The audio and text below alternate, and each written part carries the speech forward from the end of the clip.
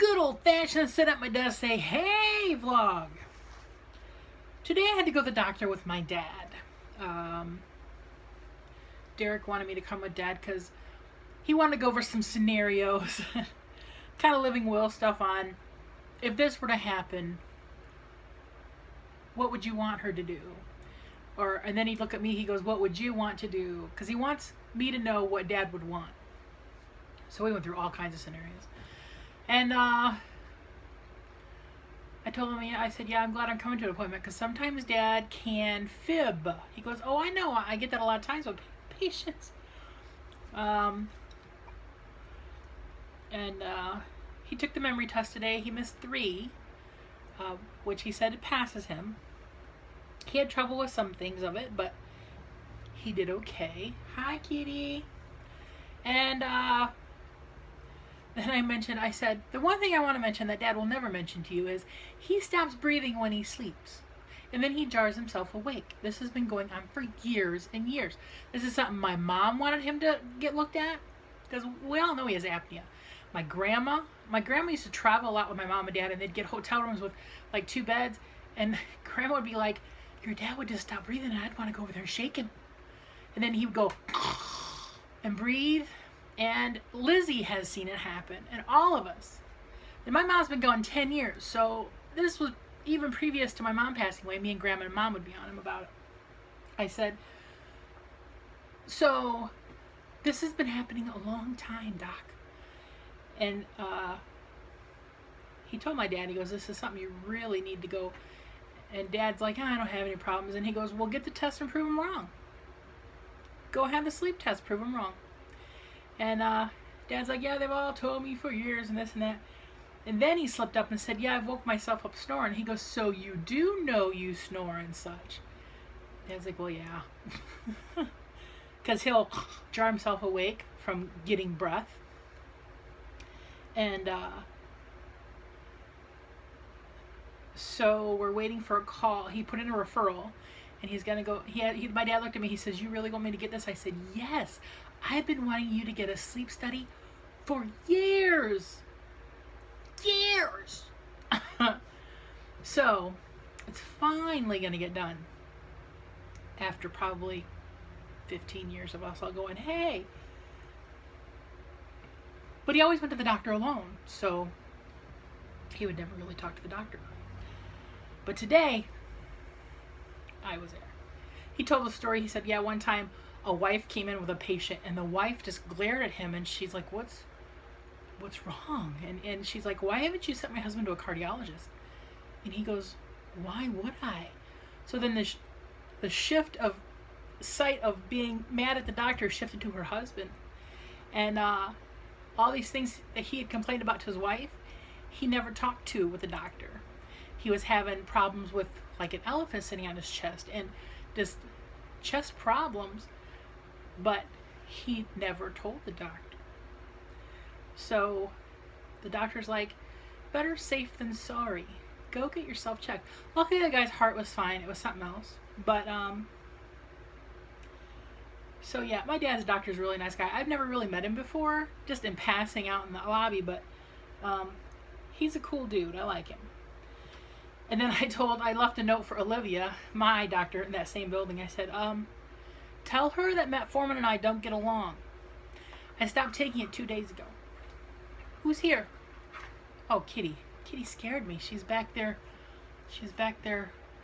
scratching on the thing that she shouldn't be scratching on. And the woman taking the note, she goes, yeah, a lot of people have problems with metformin. I said, I just can't do it anymore.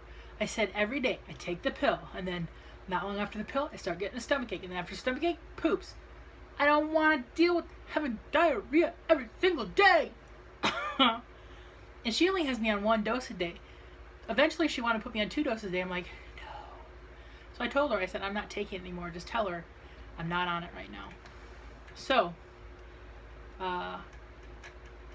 she's like, okay. Kitty, what are you scratching on that you should not be scratching on back there? Hey, come here. Stop it. She just had catnip, so she's feisty.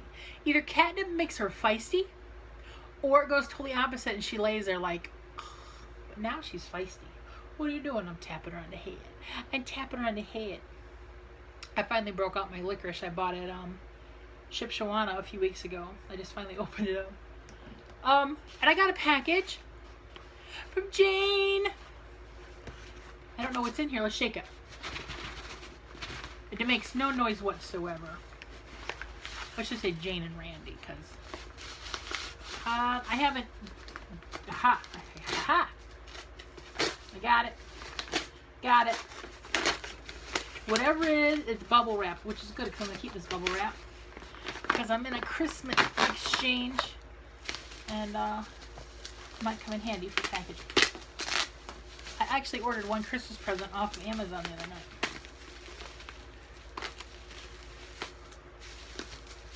Okay, what do we got? What do we got? What do we got?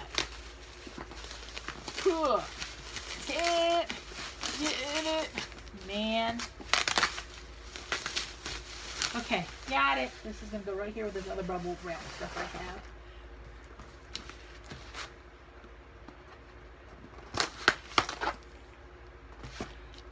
Card.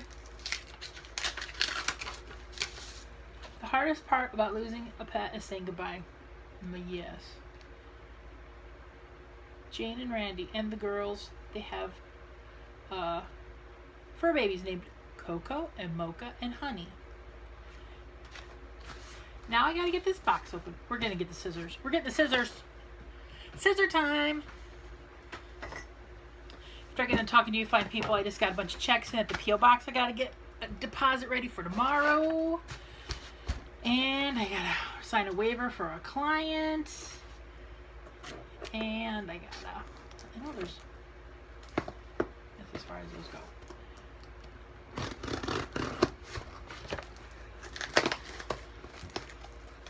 Okay, there is foam and styrofoam in here, so I gotta be careful because that stuff gets everywhere. Okay, what do we got? Got styrofoam.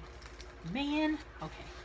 Maybe if I open the other end and push it out, kind of like a baby coming out just one end.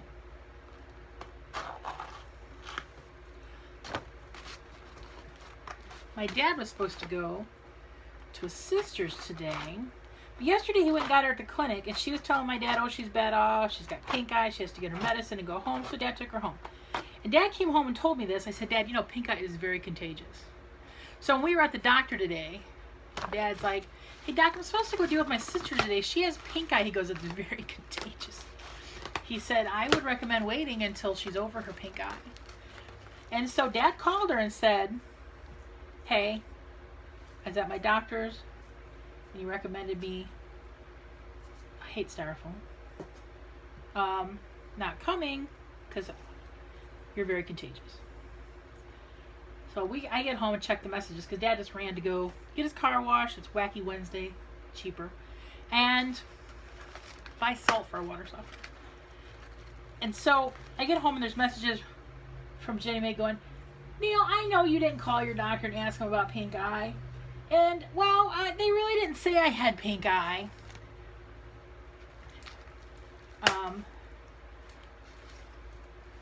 So she tries to make herself sound sicker than what she is. This is a mess. But Dad didn't go deal with her. Oh, I got it out of there. Okay, I'm putting this over here in the trash can. Oh, I got pieces of fluff everywhere.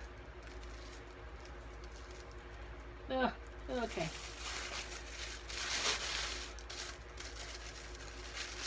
What is this? Thanks for everything. I had a wonderful time. Oh, I gotta put a picture of Heidi Ho in here. It's a picture frame for a pet. Now I gotta find one. And when I do, this is gonna make Dad cry because I'm almost crying right now, but I'm not gonna. We still cry all the time. Okay, where's that? Okay. I have styrofoam all over the place. And I'm not kidding. The cat is going crazy. Oh, she's taking a bath. She's licking her hoo-ha, people. Licking the hoo-ha.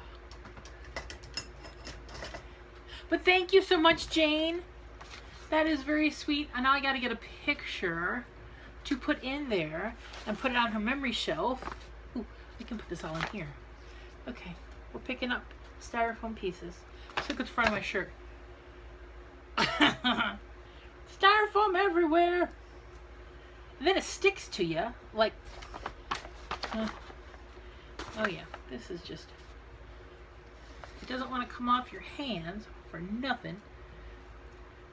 But, so this is going to be a project. Get off me! Styrofoam! But I guess Rudy won a few $100s last night. He commented on my video, said he won $300, which is nice. I'm so happy that he won something. When everybody was showing up, everybody was giving him money to gamble with. I'm like, Rudy, cash out now. You haven't even gambled and you're already up. Because I gave him $21 for birthday and Dad did. Somebody else gave him money and... Okay, do I got it all? Well, no, but I got as much as I can. Let me get all these pieces over here.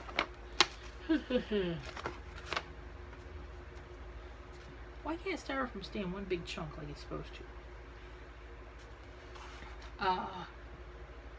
Then today, like, we went to the doctor for him, and then we ran payroll to the shop, and we used one of our coupons out of our coupon book, and went to a little drive-in and got burgers. We were going to eat outside, but it was too cold. We were cold. So we had to ditch and get in the van and eat our burger. Dad got an olive burger, and I had a double cheeseburger deluxe. And then we stopped by and saw his friend Mike, who's on medical leave. He's the one that works at the fairgrounds. For his back, he's going to have a shot in his back here soon, because he doesn't want to have surgery. And then I'm like, Dad, we got to go home. Bladder full. Need to get home. So now I'm here. And as soon as we got home, he left. So I've been opening up mail, seeing what kind of work stuff I got to do. And I got to go through emails and got to go print out that waiver and scan that in and stuff. Just a fun time. Because we got to the doctor and I'm sitting in the parking lot looking at different things because I got some text messages from work and Dad's like, what are you doing? I'm like, Dad, I own a business. Sometimes I have to answer emails and I have to answer text messages. He goes, yeah, I know, I forget. So, because somebody wanted to know the new password for this, and then I had to ask a question about something, and luckily she answered the question I was trying to find an answer for, and, you know, just stuff.